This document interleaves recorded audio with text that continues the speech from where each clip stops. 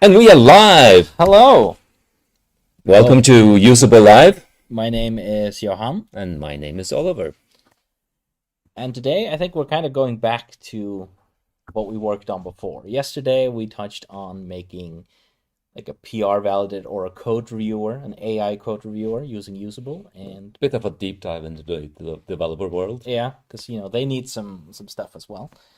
And today I think we'll basically be going back to what we did the day before, Yes. which is that we used n.n to send emails into Usable. Yeah, or capture emails that were Yeah, sent exactly. to our Gmail account. Yeah. It could be anything. And now the question that I've also been asked is, can we do it the other way as well? Is that possible? Yes. A little foreshadowing. We definitely can, and it's called webhooks. Webhooks, yes. Can you explain what webhooks are? In very simple terms, a webhook is essentially just a trigger mechanism in any tool, rather, like a website or an app or whatever it is, which tend to essentially, if I, as a user, create something in your app, I can add triggers onto that information. So, user created, user deleted, workspace created, and then you can send this information out into the So internet. kind of a trigger. Yeah. Most of these tools like n.n or make usually just a webhook underneath it all, it is still just a webhook. Yep. And all that really is yeah, like you said, I do something in my app or website which causes this to send information out of my app so other people can automate things and react to what happens inside my website or application. Yes. That's the simple term. Yeah, and of course Usable has webhooks. Yes, of course. And the Usable webhooks are pretty simple because Usable is simple, Yeah, we try to keep it that way. but extremely powerful, but simple concepts. Yeah, And we only actually have one entity, and that is fragments. that is true. We really don't have anything else. We don't really need anything else. Yeah, and fragments are just markdown documents. Yeah, they're just blobs of information essentially. And we have three types of events. It's fragment created, fragment updated, and fragment deleted. That's it. What more do you need? Yeah, well, we have workspaces and fragment types, Yeah. but Those, we'll probably add those triggers as well. yeah. I don't think they're in, but at least we have the fragment triggers, and those are the most important ones. And because- again, we're very much focusing on working on elements in Usable that people utilize. Yeah. So if someone actually shows up in Discord and says, I really need this fragment type feature, then we might elevate that further up. Yeah. So, So- again, spam us on Discord. So if we go and look at the screen here. So we're looking at the Clarity workspace. Again, it's The best one. the Clarity AI consultancy firm, the Clarity case study. Yeah. And we have a number of fragment types here. And the one that we're looking at is tickets. And I click tickets. All right. And we can see the 3 tickets that we received a couple of days ago. It says 7 days ago. It was only 2 days ago. Don't know why. I think that might be one of the stat card focus that was when we did the whole ticketing system. So that was one of the older ones. Oh, yes. Yes. 'cause we did the email so one. this is not the email. No. So if we go back and see, okay, where did you get the emails? Was that? I believe you pushed it into the CRM system. And the CRM The workspace. CRM workspace. Now let's double check that. There it is. Yeah, Gmail. I like the icon as well. Yeah. We got some security alerts and stuff from Gmail as well. Very good, very good. So, but now we want to get data out of Usable. And the way you set up a webhook is that you go into the settings for the workspace. Okay. Up in the right-hand corner here, the settings. And then you scroll all the way down to webhooks. And we have it's just no... right there. Yeah, it's just about the fragment types. Of course, you Okay. can edit fragment types as well, as you probably know. You know, shown but that. the listeners also know. Yeah, I think we showcased that when we made the tickets one, I believe. Yeah, So go exactly. back and watch that if you're And curious. here we have new webhook, and of course we want a name and we want a target URL. And then here we have the fragment created, fragment updated, fragment deleted. So these are the events that we're, like it says, subscribed to. Yeah. But where do we get that target URL? Okay, that really depends on where do we want to send this information. And we talked about N8N. So if you go into N8N, then we have an example here. Yeah. So if I say add a first step here, you have thousands of different things, different triggers. Yeah, and then again, they call it triggers as well. Yeah, but it says on webhook call. That is the one here. Like a generic one. And here you can see the URL for testing and for production. Okay. And you can just throw yourself at this and put the URL in here. And it should be a post webhook. And there's probably hundreds of tutorials on how to do this, or what they do, how they function, everything in N.N. We will not do that in this session. Oh. We might do that later. But we will start in one site that's called Webhook site, which is a site where you webhook.site, where you can check webhooks. Okay, so it's just like a demo site. Yeah. And here you get a unique URL. All right, yeah. And we just click it to copy it, and then go over to usable again and just put that one in as the target URL. And we need to put a name, and that is just a webhook. And the name is just for your own reference. Site test. Not to do anything with. So that has nothing to do with actually sending it. And we can say we subscribe to fragment created and fragment updated, and just press create. Bang. Now it's all set up. And now we're done. We're actually done. Oh. So demo how to just hoping that it works. So let's go into and create a new ticket. So create fragment here, create a new ticket. Let's say that Acme called again. And what do we say? Oh. Acme has problems with the about section. I thought you were going to say their bag is too small for all the money they're getting. Can we increase bag size? 404 errors everywhere. Okay. Oof, that sounds bad. Something like that. And then we click generate here to do the summary and generate to create the tags. All it says 404 errors and so on. Just a random fragment that we're creating. And we press create fragment. And it says invalid input. And why is that? It's because we forgot the fragment type. Right, yeah. So let's try again. Create fragment.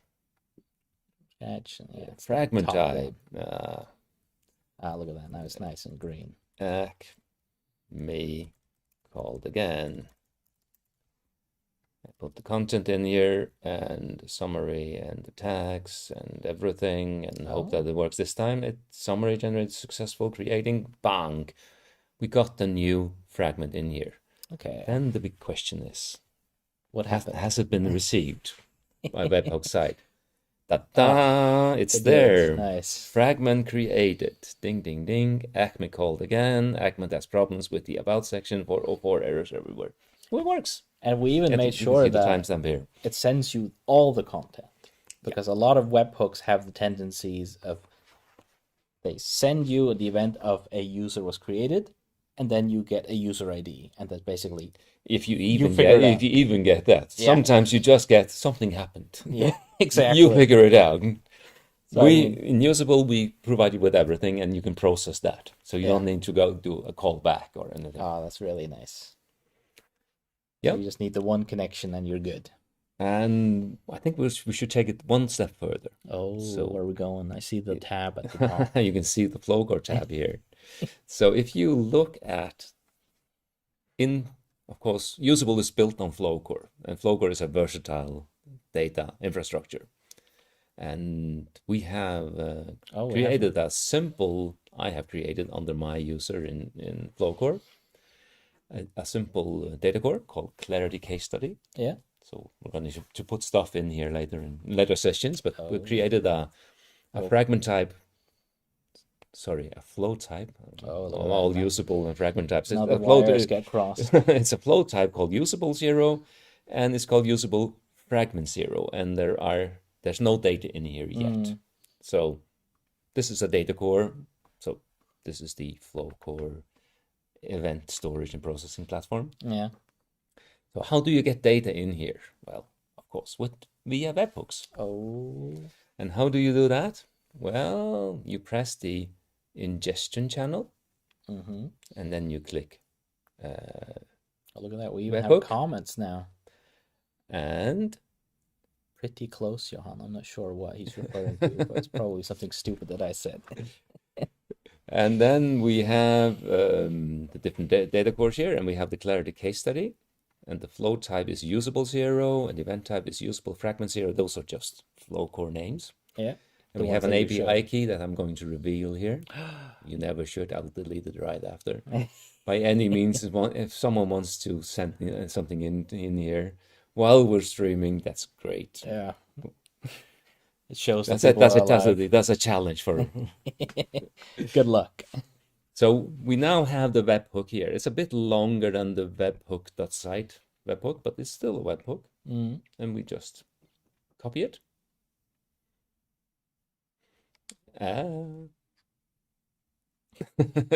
So there's Oliver saying Acme 404. You guessed 2.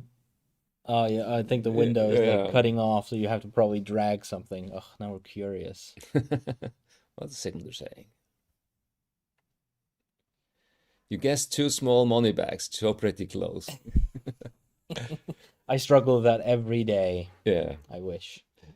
So let's close this. We got the, or never mind. The most important part was to copy this webhook here. Yeah. Set it up again in usable. So we go into the Clarity workspace, settings, look at the webhooks here. New webhook. We have a second one, and this is the flow core, data core, or something like that. And the target URL, I'll just put it in here. Okay. And press create. And now we should try and... I mean, you're kind of also showcasing that you can have several webhooks on the same thing. I hope it works. Let's see. So if you go into tickets now, let's edit the fragment here. Yeah, because you were listening for update as well. And we didn't have any tags here, so we'll update the tags. Now you can mention the money bag. Yeah. And how do you say? What was it in the money bags? Oh, the bag was too small. Oh, the money bags. All the money couldn't fit in, which meant it flew.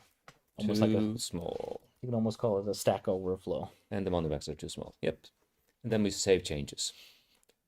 It's typical customers. Updated. And of course, the webhook site, there should be another one here. Ah, look at that, yeah. The top one. Top right one, there, yeah. Boom. And the money bags are too small. Yes. And you even get the entire. That's so nice that you get the entire content and not just. And all the tags now. The other one did not have tags, yeah. like proper usable fragments should have. And let's check the flow core data core. Is there anything here? No data. Yes, it was. Oh, I was afraid. So we got. I think you have to scroll up a bit because it goes there. Yes. So let's see if I make the window smaller, maybe, or you can grab this one and shrink it, I guess. And then like this. Yeah. Yes. Now you can see it. If we remove our windows, or don't. like the struggle of streaming. Yes. They need to see our beautiful faces when we're doing this. And we have all the details here with the tags and everything. And this you can of course use. As if you're using the Flowcore platform, you can stream this to any place, to an email or whatever you want to. So you could even have this basically stream back into usable as well if you wanted to. Yeah, and then get an endless loop. Yeah. So, brief story, you can get data in. Yeah. And you can get data out. So you get data in through the API, Yeah, and you can pull data out through the webhooks. exactly. And in this case, we use the n.n to call the API on our behalf. Yeah. And what you typically would do, whether that's in Flowcore or your own application, or if you do it in N8N, is that you process that. Yeah. So you wouldn't just send all the details out to the in the email. You would just pick like the essence. Yeah. That makes sense. And also because they might have, like Gmail has a lot of extra fluff that comes with it, as opposed to if you used Outlook, it would send some other like fluff that you really don't need. You're interested in the content of the email, not And whatever IDs they might send as well. I noticed while we were looking at the settings here that our new feature that was launched yesterday, Oh, bring your own key, is here. that's nice. So it's a pro feature, but I hate that acronym though. boink, Yonk. yok. It sounds like a singer or something. Finishing. So Icelandic.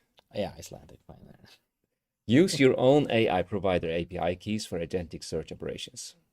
And so that should hopefully reduce your AI costs So essentially, by a lot, 90%. yeah. So what this does is that you can provide your own AI when he's doing the searching behind the scenes. Yeah.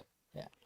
Which also means you can fine tune it to be like your specific agents. Yes, instead of the ones that we choose. Yeah, which are, I wouldn't say they're not public, but they're closed.